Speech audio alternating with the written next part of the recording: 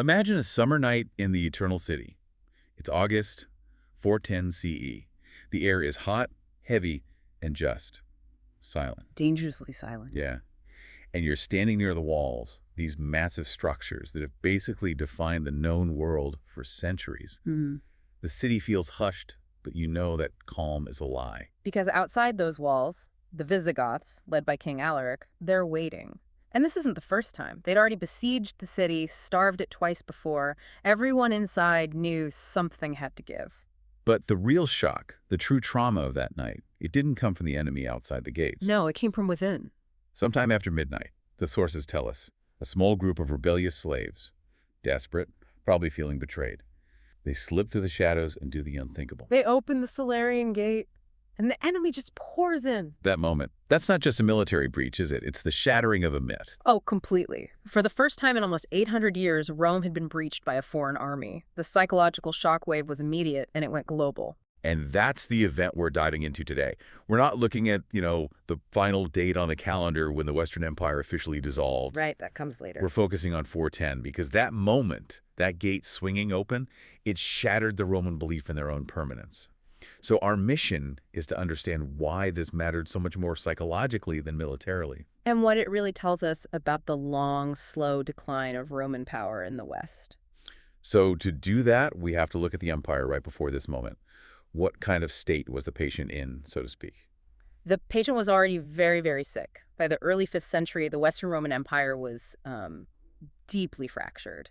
Politically, economically, militarily, it was in trouble. And this idea of Rome as the center of the world had already started to fade, hadn't it? I mean, where was the Emperor Honorius during all this? That's the key question. He was in Ravenna, safely tucked away behind swamps and fortifications that made the city basically impenetrable. So not in Rome. Not in Rome. The court had moved there precisely because it was easier to defend. And that relocation, it tells you everything. It signals that Rome was now a symbol, not the strategic headquarters the government would risk everything to protect. And beneath that political distance, the whole system was rotting from the inside out, economically. That's the foundation of the collapse, really. The Western Empire was under incredible economic strain. Farm production was down, but the taxes needed to keep the huge military running were just unsustainable. Is there a specific tax you can point to that shows how bad it was? Sure, the annona militaris. This was a tax specifically to supply the army, but it wasn't usually paid in cash, it was paid in kind.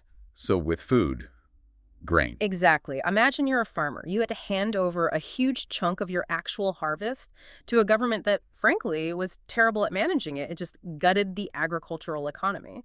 So they're taxing people into poverty, while at the same time, the money itself is becoming worthless. Precisely.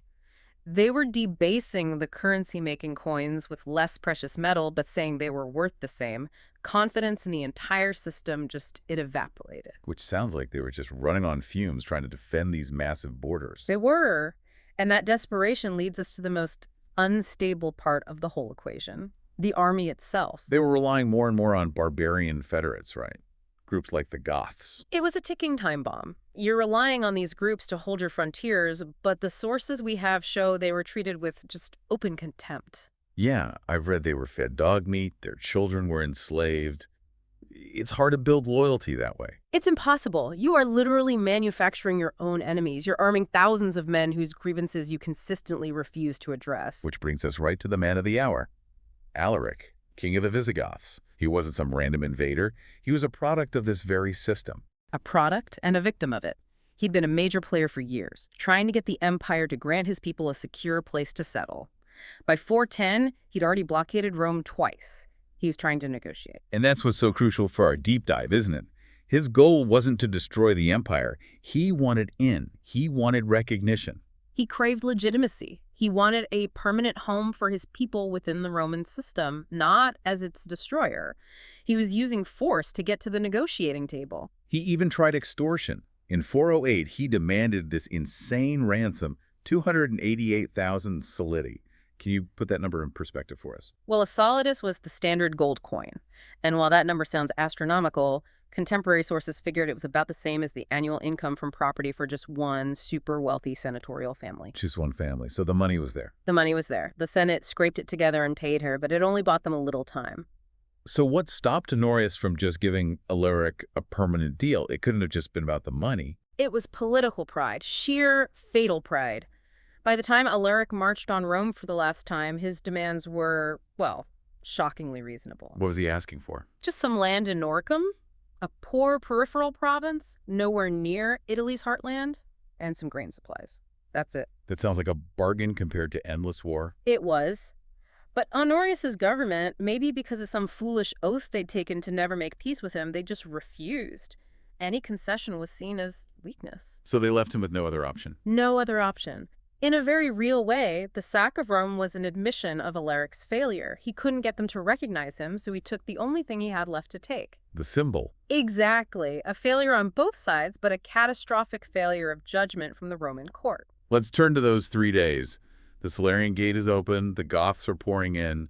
What happens next? Well, the pillaging was extensive. They moved through the city, stripping palaces, temples, private homes of anything valuable, gold, silver, statues, anything that wasn't nailed down. So burning, murdering, stealing. Yes, but, and this is a crucial nuance, by the brutal standards of the 5th century, it was a remarkably restrained sack. How can you call that restraint? People were being killed.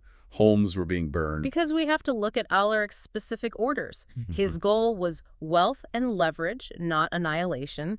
There was no citywide general slaughter. He didn't order the wholesale enslavement of the population. And most importantly, Go on. he designated the 2 main Christian basilicas, St. Peter's and St. Paul's, as places of sanctuary, absolute sanctuary. So he was using the new power of Christianity to control the chaos. He was. We have accounts of Goths escorting Christian silver to St. Peter's to keep it safe. So while the rich were devastated, some tortured to give up their hidden gold, most of the city's buildings and monuments actually survived. They were just stripped bare. Okay, that context is so important. So if the physical damage was relatively limited, why did this event become the historical marker for the fall of Rome? Because the damage wasn't physical. It was entirely symbolic. It was psychological. The myth was shattered. Irrevocably. For centuries, Rome was supposed to be invincible. And when Alaric just walked in while the Emperor Honorius was hiding in Ravenna, it was an admission of failure that you just couldn't ignore or spin. Suddenly, the emperor's weakness was on full display for the whole world. The whole world. Mm-hmm. From Britain to Egypt, everyone saw that Roman authority had failed. The emperor couldn't even protect the sacred capital. And there were immediate practical consequences of that lost faith, right? Oh, absolutely. A flood of refugees, mostly elites, fled the city to North Africa and the East. That sent a huge signal of collapse. Yeah. Economically, tax revenues in the surrounding provinces just plummeted, in some cases to 1/9 of what they were before. The government couldn't collect. And the private money that kept cities running. It dried up. Aristocratic funding for public buildings, baths, infrastructure. It just stopped in south-central Italy. The city's population fell from maybe 800,000 to 500,000 in less than a decade. The decay set in almost instantly. But we have to be clear on one thing. 410 was not the final fall of Rome. That is so vital to understand. Rome didn't just vanish. The Senate kept meeting. People still called themselves Romans. The date we usually use for the final end of the Western Empire is 476, 66 years later. And even after that, the new Gothic rulers, they still try to operate within that Roman framework. They absolutely did. Later Gothic kings saw themselves as upholders of Roman tradition. They consulted the Senate. It wasn't a clean break. It was a long, complex, painful cultural transformation into what would become the Middle Ages. So if 410 wasn't the final moment, it was the point where the disease became terminal. That's the perfect way to put it. The sack of Rome revealed the vulnerability of the West to everyone. It was the beginning of that long and excruciating fall. By 410, Rome was already no longer a political capital. It was a symbol. But once that symbol was broken, The decline became irreversible. Mhm. That's such a powerful lesson, I think. The collapse of a superpower often happens first in the minds of its own people, in the legitimacy they give their own state long before the whole structure comes down. Which leaves you, the listener, with a question to think about.